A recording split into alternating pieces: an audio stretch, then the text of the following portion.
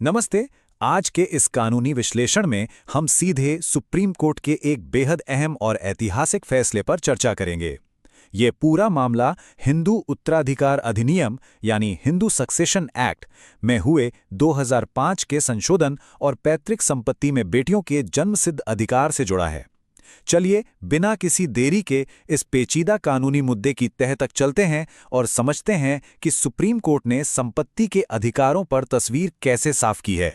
आज की हमारी चर्चा इन 5 मुख्य बिंदुओं के इर्द गिर्द घूमेगी। पहला, एक पारिवारिक संपत्ति विवाद। दूसरा, इसमें आई कानूनी अड़चन। तीसरा, उत्तराधिकार कानूनों का स्पष्टीकरण। चौथा, बार बनाम सेविंग क्लॉज की बहस। और अंत में सुप्रीम कोर्ट का अंतिम फैसला। तो चलिए पहले भाग से शुरू करते हैं। पारिवारिक संपत्ति विवाद, सिनाप्पा परिवार का केस। इन बड़े बड़े कानूनों का जमीनी असर आखिर होता क्या है, ये समझने के लिए हमें इस परिवार की कहानी पर गौर करना होगा। इस घटनाक्रम को देखें तो कहानी कुछ यूं है। 1985 में बीएम सिनाप्पा का बिना कोई वसीयत छोड़े निधन हो जाता है। काफी समय बीतने के बाद साल 2000 में उनके बेटों और विधवा पत्नी ने आपस में संपत्ति के बंटवारे का एक डीड बना लिया। सबसे बड़ी बात यह थी कि इसमें बेटियों को पूरी तरह से दरकिनार कर दिया गया। इसी नाइंसाफी के खिलाफ 2007 में बेटियों ने अपने हक के लिए कोर्ट का दरवाजा खटखटाया और बंटवारे का मुकदमा ठोक दिया। यहां दावों का गणित समझना बड़ा दिलचस्प है। बेटियों का सीधा सा तर्क था कि भाई, क्लास 1 हेयर्स होने के नाते परिवार के सभी 8 सदस्यों का, यानी 3 बेटियां, 4 बेटे और एक विधवा मां, संपत्ति पर एकदम बराबर का अधिकार है। इसलिए हर एक के हिस्से में संपत्ति का 1/8वां भाग आना चाहिए। सुनने में यह हिसाब एकदम सीधा और तार्किक लगता है ना? लेकिन कोर्ट के अंदर की लड़ाई इतनी आसान नहीं थी। अब आते हैं दूसरे भाग पर, कानूनी अड़चन, जहां दावा खारिज करने का प्रयास किया गया। कोर्टरूम में बेटों ने बेटियों के इस मुकदमे को ट्रायल तक पहुंचने से पहले ही खत्म करने के लिए एक बड़ा कानूनी दांव चला। बेटों ने सिविल प्रक्रिया संहिता सीपीसी के ऑर्डर 7 रूल 11D का सहारा लिया। उनका कहना था कि यह मुकम्मल कानूनी तौर पर चलने लायक ही नहीं है।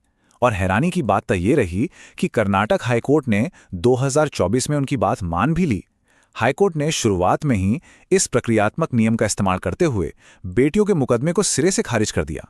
अब सवाल यह है कि सुप्रीम कोर्ट ने इस फैसले को क्यों पलटा। इसे समझने के लिए इंटेस्टेट शब्द का मतलब जानना बहुत जरूरी है। इसका सीधा सा अर्थ है बिना वसीयत बनाए निधन हो जाना। सिनाप्पा जी ने कोई वसीयत नहीं बनाई थी और कानूनन जब कोई व्यक्ति इंटेस्टेट गुजर जाता है तो उत्तराधिकार के कुछ विशेष नियम अपने आप लागू हो जाते हैं। बेटों ने अपना पूरा बचाव हिंदू उत्तराधिकार अधिनियम के सेक्शन 65 पर टिका रखा था। इस क्लॉज के अनुसार 20 दिसंबर 2004 से पहले हुए बंटवारे 2005 के नए कानून से सुरक्षित रहते हैं। बेटों की दलील थी कि उनका बंटवारा तो साल 2000 में ही हो गया था, इसलिए वो एकदम सुरक्षित है और बेटियों को 2005 के संशोधन से मिलने वाले जन्मसिद्ध अधिकार का फायदा यहां नहीं मिल सकता। यहीं से हमारा तीसरा भाग शुरू होता है, उत्तराधिकार कानूनों का स्पष्टीकरण। सुप्रीम कोर्ट के सामने सबसे बड़ी चुनौती थी सेक्शन 8 और सेक्शन 65 की इस उलझन को सुलझाना। इस पूरे मामले का सबसे अहम बिंदु यही है। सेक्शन 8 स्पष्ट रूप से क्लास 1 हेयर्स को स्वतंत्र अधिकार देता है, वहीं सेक्शन 65 सिर्फ उन नए जन्मजात अधिकारों की बात करता है जो 2005 में कानून में जोड़े गए। सुप्रीम कोर्ट ने बिल्कुल साफ कर दिया कि 2005 के संशोधन का मकसद बेटियों को नए अधिकार देना था, ना कि उनके उन पुराने अधिकारों को छीनना जो सेक्शन 8 के तहत उन्हें पहले से मिले हुए थे। पिता का बिना वसीयत निधन होने पर किसी भी बेटी को उसके हिस्से से महरूम करना इस कानून का उद्देश्य कभी था ही नहीं।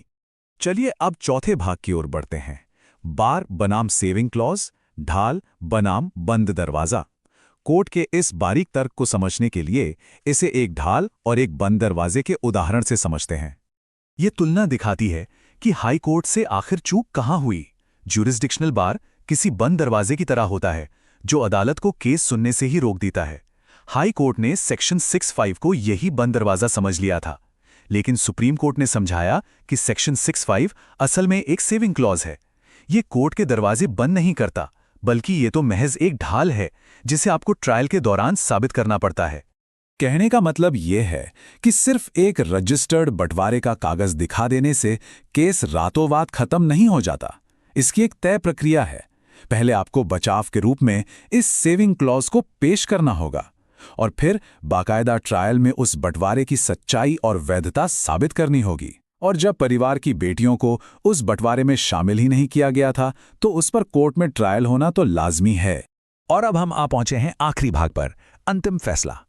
जस्टिस करोल और जस्टिस मसीह की बेंच ने न सिर्फ सीनाप्पा परिवार के मामले को सुलझाया, बल्कि भविष्य के ऐसे सभी मामलों के लिए एक बेहद मजबूत नज़ीर तय कर दी।